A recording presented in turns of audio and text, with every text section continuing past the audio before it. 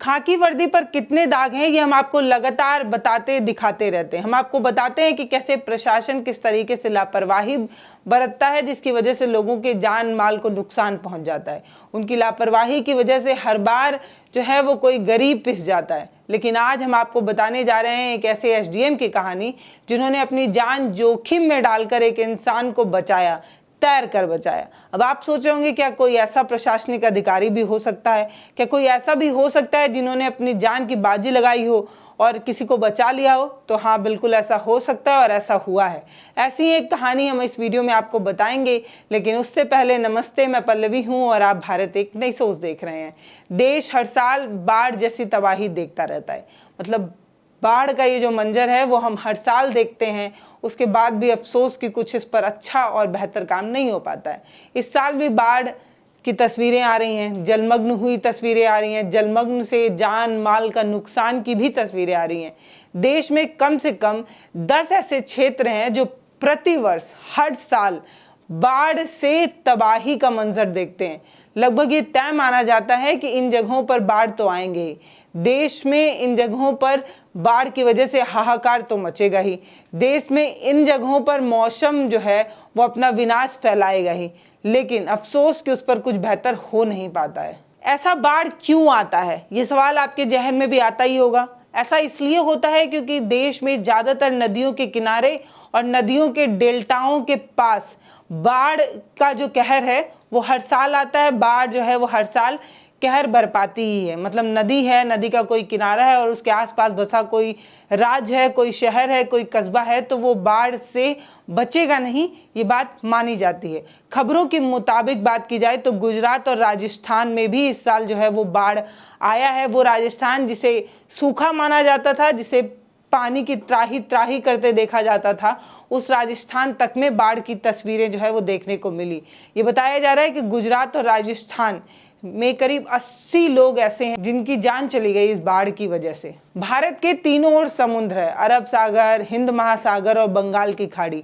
इन तीनों समुद्रों से घिरा है हमारा भारत, जिसकी वजह से भी ये बताया जाता है कि यहाँ बाढ़ के संकट आते ही रहते हैं। भारत के जूलॉजी सर्वे ऑफ इंडिया का कहना है कि इस कारण से भी ये माना जाता है कि ये जो देश है यानी कि भारत, वो इस तरीके की विषमताओं को झेलेगा ही, इस तरीके की चीज़ें आएंगी ही, क्योंकि समूचे भारत में कई ऐसे इलाके हैं जो हर वर्ष बाढ़ का सामना करते हैं। देश के अगर कुल इलाकों की बात की जाए तो कुल इलाकों में से 12.5% ऐसे इलाके हैं जो बाढ़ से पीड़ित होते हैं, बाढ़ से संकट उन पर आता है, ऐसा जूलॉजी ऑफ इंडिया का रिपोर्ट है।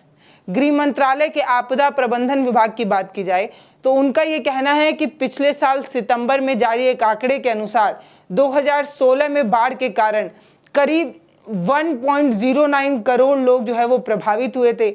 850 लोगों की जान जो है वो चली गई थी, उन्हें जान गंवानी पड़ गई थी।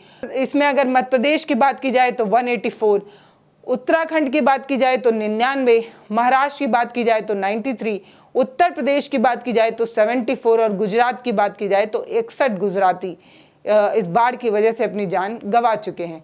लेकिन इसके बाद भी सरकारों की उदासीनता और प्रशासन की लापरवाही हम लगातार देख पाते हैं। हम देख पाते हैं कि कैसे लोगों की जान माल की चिंता इन्हें है ही नहीं। ये सरकार जो उदासीन बनी रहती है उसकी वजह से लोगों को कितनी दिक्कत होती है। सरकार तो छोड़िए, प्रशासन भी इस पर कोई सजग और सचेत नजरिया नहीं रखता है, जिसकी वजह से लोगों को काफी नुकसान होता है, बहुत परेशानियां झेलनी पड़ती हैं। आज ना तो हम सरकार की बुराई करने आए हैं और ना प्रशासन की। आज ना हम प्रशासन की कमियां गिनाने आए हैं और ना तो सरकार से सवाल करने।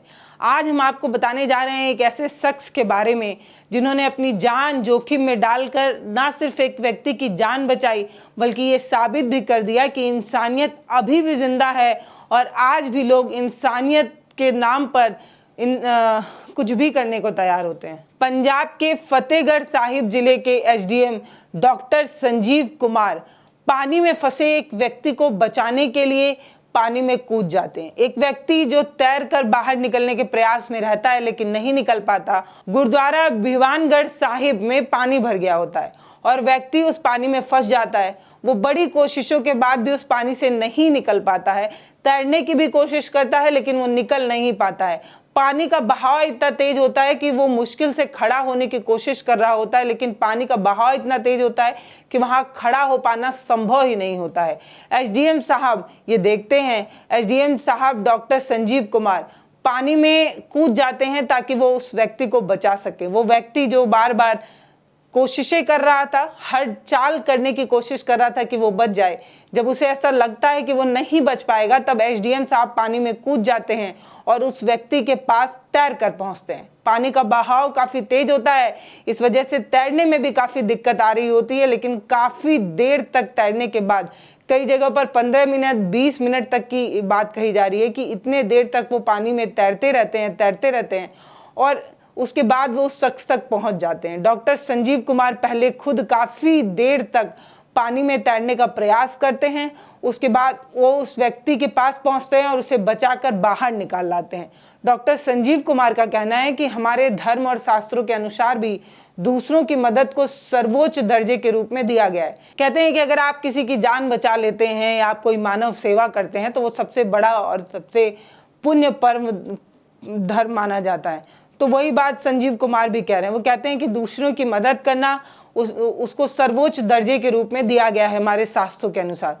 जिला प्रशासन बाढ़ प्रभावित लोगों की मदद के लिए हर साल ऐसी सहायता के न जाने कितने इंतजामात करते हैं, लेकिन इसके बावजूद भी इस तरीके की तस्वीर हर साल देखने को मिलती है। अब इनके बहादुरी की चारों ओर चर्चा हो रही है, लोग इनकी खूब तारीफ कर रहे हैं और ये कह रहे हैं कि ऐसे एसडीएम साहब हर जिले में होने चाहिए। ऐसे एसडीएम की देश को हमेशा तलाश रहेगी जो आम व्यक्ति की जान बचाने के लिए अपनी जान जोखिम में डाल देते हैं।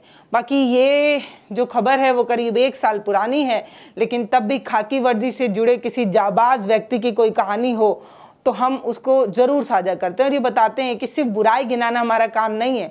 किसी ने अगर देश सेवा के लिए मेहनत की है, एक आम इंसान को बचाने का प्रयास किया है, तो उसके बारे में भी बताना उतना ही ज़रूरी है।